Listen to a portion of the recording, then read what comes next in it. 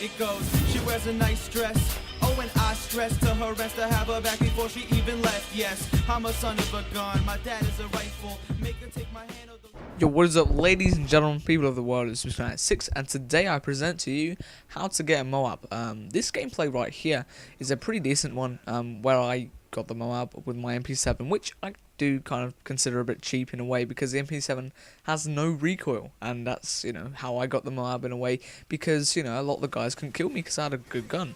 So, I'm going to try and teach you how to get a Moab, though. So, we all know MOABs aren't easy to get. I mean, a lot of the big guys try and get them all the time, like JX23, he's constantly trying to get MOABs. And I haven't really seen too many tutorial videos on how, specific things to get a Moab with. So, what perk setups do I use? I use sleight of hand and hardline, right? The two reasons why I use both of those perks is because I see absolutely no need for using assassin when you first spawn, right? There's nothing that will help you out there. If you want to get your first perk really early, which in this case happened to be assassin, it works out a lot better, because when they get a UAB, you'll have assassin, right? That's how it would work for me. I mean, Woody's game attack video did kind of prove that you don't really need to have hardline as your first perk slot when you're using a specialist. However, I find it quite useful, and the reason why I like to use sleight of hand is because most of the gunfights that I get into, sometimes it requires me a reload or whatever, and I could quickly get that off. So we've already covered that. I mean, the last perk, it means nothing in the way that I play, because I just use sit rep complete exclusively. But I know some guys haven't got headsets, so I'd recommend Stalker, Steady Aim, Marksman, or the other one, I forgot what it's even called. That's how long it's been since I've used it. So the next thing I'm going to talk about is Playstyle. So with an MP7, traditionally you probably end up playing a more aggressive role, which I am kind of doing here. But you can't run into major choke points of the map and expect to get loads of kills, because it will simply not work. I mean, like right here, I'm trying to make sure that I don't have really close gunfights, because a lot of guys in this game could possibly have a PP90, which would completely destroy me up close, which obviously will result in me in losing a kill streak and whatnot. And I kind of decided that the main way I have to play in this game is come up behind guys, flank them, do that kind of thing. But you can't necessarily expect you to do well while doing that. It kind of relies more or less on your gun and your perks and stuff like that, and the map. I mean, like, this map is absolutely perfect for completely just running around and getting loads of kills. It's just built for that.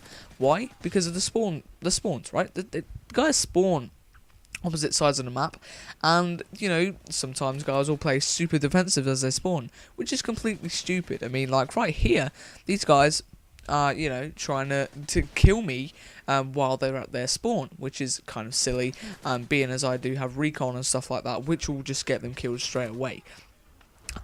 So flanking is probably one of the better ways to go if you're using an SMG, which kind of links into the thing that I'm going to talk about next, which is what gun to use. So I would traditionally use an SMG for doing this, because an assault rifle, the one problem it has is up close, right? If you have a SCAR-L up close, your chances are a lot slimmer than if you had an MP7 up close, right? If I had an ACR up close, yeah, I might win 90% of my, medium range gunfights, but I have absolutely no chance when it comes to me versus a PP90.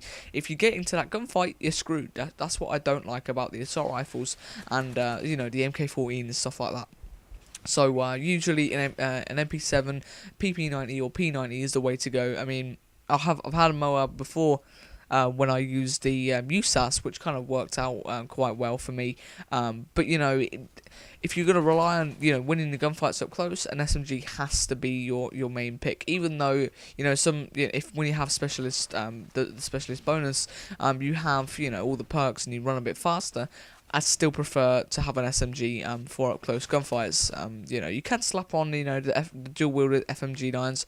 However, it doesn't quite work all the time, and there we are, guys. So the next thing I want to talk about is the specialist perks, and I guess it's kind of historically you know, oh, sleight of hand first and stuff like that. Because I've actually not got, because I've already got sleight of hand on my setup, I'm not going to have sleight of hand. In fact, my usual setup tends to be assassin, then stalker, then steady aim. In this gameplay it was, and the reason why is because stalker and steady aim traditionally just helps you out up close, right? At range, it doesn't do you anything really. You know, I doubt you're going to hit fire at range, but if you do, you know, get into that kind of similar situation where you need to, oh, you know, I need to kill this guy because there's about 2 guys behind me, blah, blah, blah, turn around, you know, hit fire the guys behind me, it will work out a lot better if you have steady aim.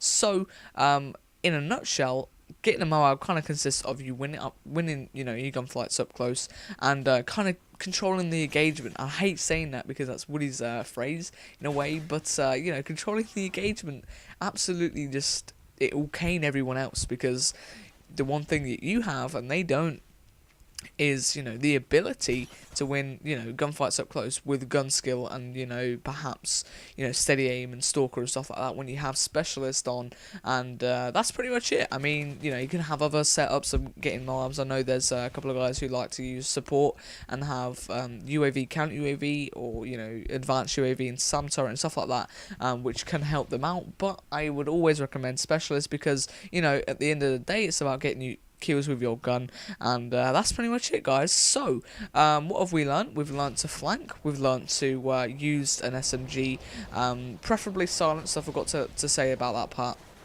And yeah, that's pretty much it, guys. It's been Super Squid 96, and I am out. If you did enjoy this video, I know I was kind of rushed doing this, please leave a like rating, it really does help me out. And if you want to see more, please subscribe. And there we are, guys. It's been Super Squid 96. Look at this knife to the face, and I am out.